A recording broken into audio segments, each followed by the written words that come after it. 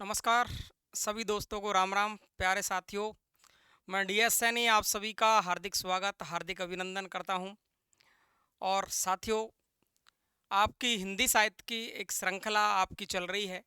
इसमें प्यारे दोस्तों, हिंदी साहित्य में मैं आपको शुरुआत से जीरो से हिंदी साहित्य को पढ़ाता आ रहा हूं। कैसी श्रृंखला आपको लग रही है, पसंद आ रही है, नहीं आ रही है, आपको ही बताना है साथियों। हिंदी साहित्य की श्रृंखला में आपको ये एक मैं विशेष बात बताना चाहता हूँ, 1 मिनट आपकी खराब करना चाहता हूँ। हिंदी साहित्य में इतना लंबा चौड़ा साहित्य है, इसको कैसे याद करें, ये बहुत बड़ी विडंबना है। हर छात्र के सामने है कि सर हम पहले से इतना सारा साहित्य हमने पढ़ लिया है, इतना बड़ा साहित्य है, इतने सारे नोट्स हो गए हैं, 3-3 रजिस्टर भर गए हैं। तो इन चीज़ों से बहुत तंग आ रहा है स्टूडेंट, और इधर का याद करते हैं, इधर का भूल जाते हैं। आदिकाल को याद करते हैं, भक्तिकाल भक्तिकाल याद करें तो रीतिकाल, और रीतिकाल को पढ़ते पढ़ते जब तक हम आदिकाल को भूल गए। ये समस्या बहुत बड़ी चल रही है, बहुत लंबा चौड़ा है। लेकिन साथियों, इसके इसके समाधान के लिए मैं आपको छोटी सी बात कहना चाहूँगा। आप किसी का भी साहित्य पढ़े, कहीं से पढ़े, कैसे भी पढ़े, मुझसे पढ़े, किसी और से पढ़े, लेकिन आपको पिछले पेपरों का अनुभव जरूर लेना चाहिए। पिछले पेपरों का अनुभव आपको जब ले लेंगे तो आपको ये पता चल जाएगा कि सवाल किस प्रकार के आ रहे हैं, उसी तरीके से हमको तैयारी करनी है। मैं आपको साहित्य पढ़ा रहा हूँ एक अपने आप को ही छात्र मान करके, और मैं आपको ये तैयारी जो आपको करवा रहा हूँ, ये एक तरीके से छात्र मान के मोस्ट जो निकाल के एक परीक्षा के योग्य क्या है, केवल हम फालतू की चीज़ें नहीं पढ़ें। तो मैं उसके लिए मैंने आपको इस श्रृंखला चलाई है। कैसी आपको पसंद आ रही है साथियों, आपको ज़रूर बताना है, कमेंट बॉक्स में बताना है। लाइव आप देख रहे हो डेली की डेली। आज हम पढ़ रहे हैं हिंदी साहित्य के श्रृंखला में, हमने रासो परंपरा को, रासो काव्य को शुरुआत की है। और रासो जो परंपरा है, रासो काव्य है, इसमें मैं आपको पिछली क्लास में आपको पृथ्वीराज रासो के बारे में पढ़ा चुका हूँ। आज मैं बीसल देव रासो आपके सामने लिखा हुआ है, बीसल देव रासो के बारे में बात करूंगा। तो बीसल देव रासो, यहाँ से बीसल देव रासो के रचयिता कौन है, इसका समय क्या है, इसका नायक कौन है, नायिका कौन है ना, ये सारी बातें सवाल प्रश्न पूछते हैं। पिछली परीक्षा में सवाल आया है कि बीसल देव रासो की नायिका कौन है। तो आपको अलग अलग तरीके के सवाल यहाँ से देखने को मिलेंगे। तो साथियों, आप सबसे पहले आते हैं, आपको छोटी क्लास बनने की वजह से मैं छोटी क्लास बनाऊं, ज़्यादा मैटर आपको दे दूं, इसके लिए मैंने आपको यहाँ लिख करके कंप्लीट कर दिया है, ताकि आप कम समय में ज़्यादा मैटर को पढ़ सके। बीसल देव रासो है, इसका समय 1155 ईस्वी माना जाता है। ये आपके सामने लिखा हुआ है, 1155 ईस्वी माना जाता है। कहीं कहीं पर इसके जो समय है इसमें विवाद है, लेकिन ज़्यादा जो सही है वो आपका 1155 ईस्वी है। और यदि विक्रमी संवत की हम बात करें तो ये 1212 विक्रमी संवत इसका समय माना जाता है। किसका? बीसल देव रासो का। बात करें कि इसके रचयिता कौन है, तो रचयिता के बारे में शायद कोई भी अनजान नहीं होगा। रचयिता की बात करें तो नरपति नाल है इसके रचयिता है। और ये नरपति नाल है, इसमें मैंने आपको अलग अलग 2 टुकड़ों में लिखा है, तो आपको ध्यान रखना है। ये नरपति शब्द है, ये इसकी उपाधि है। नाल है इनका मूल शब्द है, यानी मूल नाम है वो नाल है, और नरपति इनकी उपाधि है। अब इतना अंदर से तो कौन पूछने वाला, लेकिन फिर भी हमको जितना याद है वो मैं आपको बता ही देता हूँ। तो रचयिता बीसल देव रासो के है वो आपके नरपति नाल है। और बीसल देव नरपति नाल है कौन है, तो देखिए मैंने लिखा है यहाँ बीसल देव। बीसल देव कौन है? ये विग्रहराज चतुर्थ है, जो अजमेर के राजा है। कहाँ के राजा है? अजमेर के राजा है। बीसल देव विग्रहराज चतुर्थ के दरबारी कवि है। कौन? ये नरपति नाल है। ये बीसल देव के दरबारी कवि है। कौन? नरपति नाल है, जिन्होंने क्या लिखा है? बीसल देव रासो। इसमें बीसल देव की प्रेम कहानी का वर्णन है। क्लियर है ना बात? अब समझ में आ गई आपको? अब देखिए ध्यान से, समझ में आई। 1155 ईस्वी है, 1212 विक्रमी संवत इसका समय विक्रमी में है। ईस्वी में पूछे तो 1155 ईस्वी है। रचयिता इसके नरपति नाल है, जो बीसल देव या विग्रहराज चतुर्थ कहें हम, दोनों का मतलब एक ही है, इनके दरबारी कवि है। और ये जो बीसल देव है या विग्रहराज है, ये कहाँ के राजा है? अजमेर के राजा है। विग्रहराज चतुर्थ को उपाधि कई बार, कितनी बार आप पेपर उठा के देखो पिछले, विग्रहराज चतुर्थ को उपाधि दी गई है एक, और वो उपाधि किसकी है? उपाधि है कवि बांधव की। इन्होंने एक नाटक लिखा था विग्रहराज ने, विग्रहराज चतुर्थ कहें बीसल देव ने, हरि केली। और हरिकेली नाटक लिखा था संस्कृत भाषा में। उस वक्त इन्हें कहा गया था कवि बांधव, कवियों का भाई, कवि बांधव कहा गया और इनको उपाधि दी गई कवि बांधव। लेकिन कवि तो ये भी थे और लिखने वाले ये भी है। तो विग्रहराज ने तो लिखा था हरिकेली और नरपति नालय ने क्या लिखा है, बीसल देव रासो, और इन्हें कहा है कविराज, कवियों में राजा है। कवियों में कौन है, राजा है, कविराज नरपति नाल है। दोनों की उपाधि पूछी जाती है। विग्रहराज विग्रहराज को कहा है कवि बांधव और नरपति नालह को कहा है कविराज। बात क्लियर हो गई? बिल्कुल इतना याद आपको करना है। विग्रहराज कौन है, कवि बांधव है, और नरपति नालह है, ये कौन है, कविराज। ये दोनों की उपाधि आपको याद रखनी है। जो जो चीज महत्वपूर्ण है आपकी परीक्षा के लिए वो सारी चीजें मैं आपको बताने की कोशिश कर रहा हूं। आगे चले साथियों हम, तो देखें जो बीसल देव रासो आपका जो ग्रंथ है, इसके नायक कौन है, तो नायक स्वयं कौन है, विग्रहराज चतुर्थ है। और विग्रहराज चतुर्थ है, इसे ही हम कहते हैं बीसल देव। और ये कहाँ के राजा है, अजमेर के राजा है। कहाँ के राजा है, अजमेर के राजा है। ऐसा सवाल भी पूछा गया है पहले। नायिका कौन है, तो नायिका देखो, ये नायिका अभी आपकी पूछी गई है, यहां से नायिका को, नायिका है इसकी राजमती। नायिका का नाम क्या है, राजमती है, और मालवा के राजा भोज परमार की बेटी है। यानी मालवा कहाँ है, जैसलमेर, यानी इधर ही है एमपी वगैरह के साइड का जो मालवा क्षेत्र है, पहले राजा वहां के थे। तो मालवा के राजा भोज परमार है, और भोज परमार की बेटी है कौन, ये राजमती, जो इसकी कई क्या है, नायिका है। हिंदी की पहली प्रोसित नायिका है। सवाल पूछ लिया गया है कि हिंदी में पहली प्रोसित नायिका कौन है, तो राजमती। प्रोसित पति का, प्रोसित नायिका जिसका पति परदेश चला गया हो। अब परदेश तो इनका पति भी गया था रूस करके, जिसको अपन देसी भाषा में गए रुष्ट होकर के उड़ीसा चले गए थे, कौन, विग्रहराज। तो ध्यान से सुनेंगे तो हिंदी की पहली प्रोसित नायिका पूछे आपसे तो सवाल हो, उत्तर होगा आपका राजमती। नायिका भी पूछे तो राजमती, और हिंदी की पहली प्रोसित नायिका भी पूछे तो राजमती। राजमती कहाँ के राजा की बेटी है, तो मालवा के राजा भोज परमार की बेटी है। क्लियर है? अच्छा, मैंने एक बात लिखी है यहां पर, ये देखेंगे आप, ये बात आपको खास ध्यान रखनी है। ये गेय काव्य है। गेय काव्य का मतलब इसको गा सकते हैं, गेय काव्य है, इसको गा सकते हैं, जिसमें टोटल छंद कितने हैं, 125 छंद है। कितने छंद है, 125 छंद है। ये पूरी की पूरी लाइन मैंने लिखी है यहाँ, अति महत्वपूर्ण है। यह गेय काव्य है जिसमें 125 छंदों की प्रेम परख कहानी है। प्रेम परख कहानी किसकी है, नायक विग्रहराज चतुर्थ और राजमती की। क्लियर है?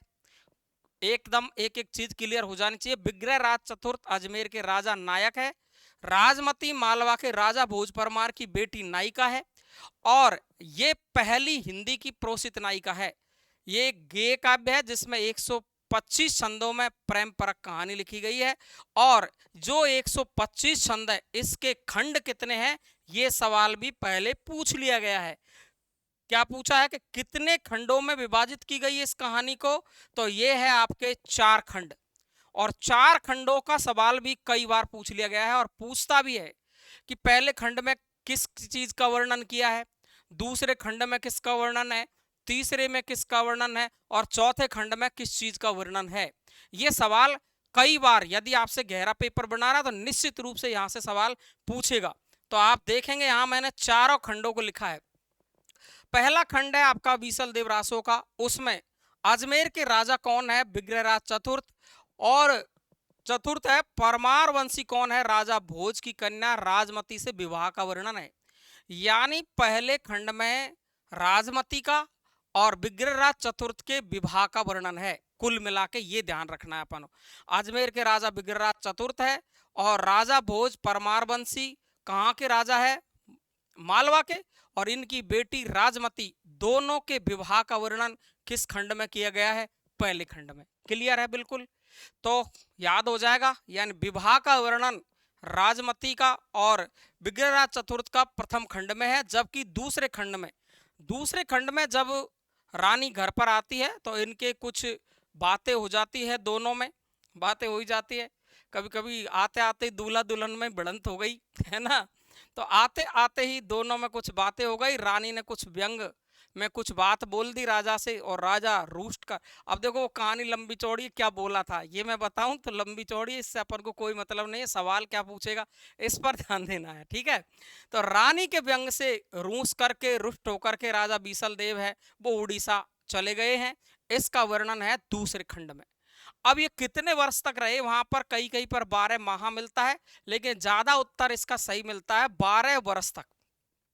12 वर्ष तक ये उड़ीसा में रहे हैं कौन, आपके बीसल देव। और फिर बाद में आपके तीसरे खंड में जो वर्णन किया वो राजमती के विरह का वर्णन है, यानी जब राजा वहां पर रहे तो ये विरह में रही राजमती, और विरह का वर्णन है। और राजा का उड़ीसा से वापस लौटना, यानी विरह करती रही लेकिन राजा वापस आए उड़ीसा से, उसके वापस लौटने का वर्णन कौन से खंड में है, तीसरे खंड में। यानी तीसरे खंड में दो चीज ध्यान रखनी है, राजमती का विरह और राजा का उड़ीसा से वापस आना। आपको सवाल पूछ लेगा राजमती के विरह का वर्णन किस खंड में है, तीसरे खंड में है। आपसे पूछ लेगा कि बीसल देव रासो रुष्ट होकर के उड़ीसा चले गए, इसका वर्णन किस में है, दूसरे खंड में है। दोनों के विवाह का वर्णन किस खंड में है, पहले खंड में। तो विवाह पहले खंड में, और विवाह के बाद वो रूसेगी रानी दूसरे खंड में, और रूस करके फिर विरह में तपेगी वो तीसरे खंड में है। लेकिन तीसरे खंड के अंतिम में ये राजा है उड़ीसा से कहाँ आ जाते हैं, वापस लौटते हैं अजमेर की ओर। और चौथे खंड की बात करें अपन तो चौथे खंड में राजा और रानी के पुनर्मिलन का वर्णन है, यानी पुनः दोनों आके मिल गए। इसका वर्णन कौन से खंड में है, चौथे खंड में है। आ गया आनंद। पहले खंड में विवाह है, दूसरे में रुष्ट होकर जाए रूस करके जाएगा राजा, और तीसरे खंड में विरह और राजा वापस आएगा, और चौथे खंड में राजा और रानी का पुनर्मिलन हो जाएगा। कोई दिक्कत, सरल एकदम। फिर मैंने यहाँ पर विशेष चीजें लिखी है कुछ, तो ये विशेष चीजों पर आपको जरूर अच्छे तरीके से ध्यान रखना है। एक एक लाइन में प्रश्न है, हर लाइन से प्रश्न आ सकता है। विग्रहराज चतुर्थ द्वारा कौन सा नाटक लिखा गया है, हरिकेली नाटक लिखा गया है। कौन सा नाटक लिखा है, हरिकेली नाटक लिखा गया है। जो कौन सी भाषा में है ये मैं पहले ही बता चुका हूं, संस्कृत भाषा में है। और विग्रहराज चतुर्थ को क्या कहते हैं, कवि बांधव, क्या कहते हैं, कवि बांधव। और नरपति नाले को क्या कहते हैं, कविराज। क्लियर है। अच्छा देखो गेय काव्य है, ये बात तो हमने पहले भी पढ़ ली, लेकिन मोस्ट बात यह है कि ये विरह काव्य है। राजमती के विरह का वर्णन इस काव्य में किया गया है, तो ये एक विरह काव्य है। अच्छा बात पूछे आपसे मोस्ट इंपॉर्टेंट, अति महत्वपूर्ण, तो आपसे मैं कहूं कि इसका प्रधान रस कौन सा है, तो श्रृंगार है। और श्रृंगार में भी कौन सा है, तो मैंने यहां लिख दिया है, ये देखो, ये शुद्ध वियोग श्रृंगार में रचित रचना है।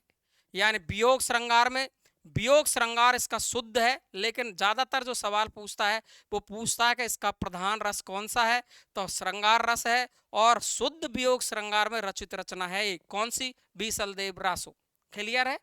तो आप समझ जाएंगे हरिकेली नाटक किसका है, विग्रहराज चतुर्थ का है, संस्कृत भाषा में है, गेय काव्य है, विरह काव्य है, प्रधान रस श्रृंगार रस है, और शुद्ध वियोग श्रृंगार में लिखी गई रचना है बीसल देव रासो।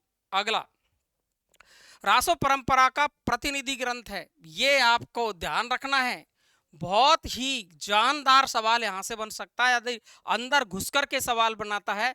तो रासो परंपरा का प्रतिनिधि ग्रंथ कौन सा है, आपको दे देगा बीसल देव रासो, हाँ आपको दे देगा पृथ्वीराज रासो, परमाल रासो, इस तरीके से आपको अलग अलग 4 रासो दे देगा।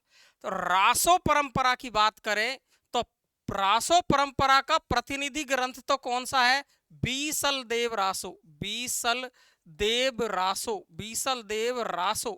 रासो परंपरा की बात करें पूरी परंपरा की, तो प्रतिनिधि ग्रंथ कौन सा, बीसल देव रासो। लेकिन आपको ऐसे पूछ लिया जाए कि रासो ग्रंथों का, रासो परंपरा नहीं, परंपरा पूछे तो बीसल देव रासो, और पूछे कि रासो ग्रंथों का प्रतिनिधि ग्रंथ कौन सा है, सभी ग्रंथों का प्रतिनिधि ग्रंथ तो पृथ्वीराज रासो। क्लियर है, अब भूलना नहीं है। दोनों सवाल दमदार है, net set KVS DSSB UP MP बड़ी बड़ी परीक्षाओं की जो आपकी परीक्षाएं हैं बड़ी बड़ी परीक्षाओं में ऐसे अंदर से सवाल बनाता है और हम चकमा खा जाते हैं। तो चकमा बिल्कुल नहीं खाना। रासो परंपरा की बात करें तो बीसलदेव रासो, और रासो ग्रंथों का प्रतिनिधि पूछे तो पृथ्वीराज रासो। वीर गीति परंपरा का यह प्राचीन ग्रंथ है। ये देखो वीर गीति परंपरा का, यहां आपको दिया है वीर गीति परंपरा। ये देखो ये आपका एक कथन दिया है, ये वीर गीति परंपरा का यह प्राचीन ग्रंथ है। और ये किसने कहा है तो आप ध्यान रख लेंगे। ये देखो किसके बारे में कहा है, बीसल देव रासो के बारे में कहा है आचार्य रामचंद्र शुक्ल ने, कि वीर गीति परंपरा का प्राचीन ग्रंथ है तो कौन सा है, बीसल देव रासो है। और किसने कहा है, आचार्य रामचंद्र शुक्ल ने। क्लियर है। शुक्ल ने इस ग्रंथ की भाषा राजस्थानी मानी है, जबकि कुछ विद्वानों का मानना ही कि अलग अलग विद्वानों ने माना कि ब्रज भाषा में है, पिंगल शैली में लिखी हुई है। लेकिन शुक्ल की बात करें स्पेशली वो विशेष, तो शुक्ल के बारे में कहें तो आपको करने, शुक्ल ने इसकी बीसलदेव रासो की जो भाषा मानी है वो कौन सी मानी है, राजस्थानी भाषा मानी है। ये बात आपको विशेष ध्यान रखनी है। बात करें आगे के बीसलदेव रासो ब्रज भाषा की पहली साहित्यिक रचना है, ब्रज भाषा की पहली साहित्यिक रचना है और ये पिंगल शैली में लिखी गई है। ब्रज भाषा की पहली साहित्यिक रचना है, लेकिन शुक्ल इसकी भाषा मानते हैं राजस्थानी। पिंगल शैली किसको कहते हैं, राजस्थानी के साथ में ब्रज मिल जाए तो वो हो जाएगी पिंगल शैली। तो ध्यान रखेंगे ये है पिंगल और डिंगल शैली। आपको मैं पूरी की पूरी शैली की बात करूंगा बाद में, अभी इतना ध्यान रखना है कि बीसलदेव रासो ब्रज भाषा की पहली साहित्यिक रचना है और पिंगल शैली में लिखी हुई है, जबकि शुक्ल इसकी भाषा मानते हैं राजस्थानी। क्लियर है। आगे चलते हैं, आगे चलते हैं। आचार्य शुक्ल ने रसायन शब्द, मैंने कहा था आपको रासो शब्द की उत्पत्ति मैंने बताई थी कि आपको किसी ने राजयस माना, रसायन माना, रासक माना, अलग अलग विद्वानों ने अलग अलग रासो शब्द की उत्पत्ति मानी। तो देखिए आप, आचार्य रामचंद्र शुक्ल ने रासो शब्द की उत्पत्ति रसायन शब्द से मानी। वो रसायन शब्द कहाँ से लिया, तो शुक्ल ने रसायन शब्द इसी ग्रंथ से ग्रहण किया है। समझ में आ गई, कहां से किया है वो भी मैं आपको बताऊंगा। हिंदी में सर्वप्रथम 12 मासा, बहुत ज्यादा बार, नोट का मतलब मोस्ट।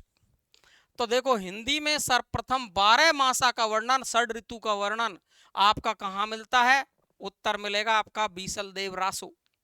पहला 12 मासा वर्णन कहां है, बीसलदेव रासो में है। और इनकी प्रथम पंक्ति है, ये प्रथम पंक्ति, प्रथम पंक्ति है ये कौन सी वाली, ये लिख रही है आपकी यहाँ 1272 मझारी जेठवदी नवमी बुधवार, ये जो लिखी गई है उसका समय दिया गया है। नाल है रसायन आरंभ सारठा तूठी ब्रह्म कुमारी, यानी देखो यहां पर ये शब्द लिखा हुआ है रसायन। ये पहली पंक्ति शुरुआत इसकी यहीं से होती है बीसलदेव रासो की।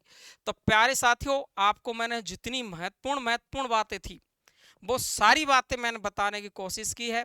प्यारे दोस्तों, कैसी लगी है क्लास, बताना ही पड़ेगा यार, बताना पड़ेगा। और मैं आपको एक एक छोटी छोटी क्लास से करके बहुत जल्दी ही आपको पूरा हिंदी साहित्य का इतिहास, पूरी शिक्षण विधि, पूरी व्याकरण, पूरा काव्यशास्त्र, भारतीय और पाश्चात्य काव्यशास्त्र ऐसे ही पढ़ा डालूंगा। बहुत जल्दी आपको मैं लेकर आऊँगा ऑब्जेक्टिव क्वेश्चनों की श्रृंखला, बहुत जल्दी ही आ रही है। आज इतना ही पढ़ेंगे साथियों। सभी साथियों को नमस्कार, धन्यवाद बहुत बहुत। कैसी रही क्लास, शेयर करना है, लाइक करना है, चैनल को आगे बढ़ाने में थोड़ा सा सहयोग करना है साथियों। सभी को ध्यान रखेंगे।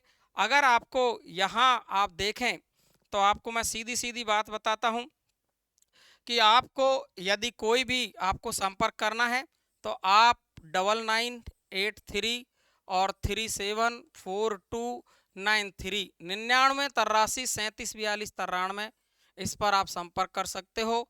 कोई भी समस्या, मैं कोई कमी छोड़ रहा हूं तो उसकी भी सलाह आप मुझे दे सकते हो व्हाट्सएप पर। मैं आपकी सलाह मानने को तैयार हूं बिल्कुल।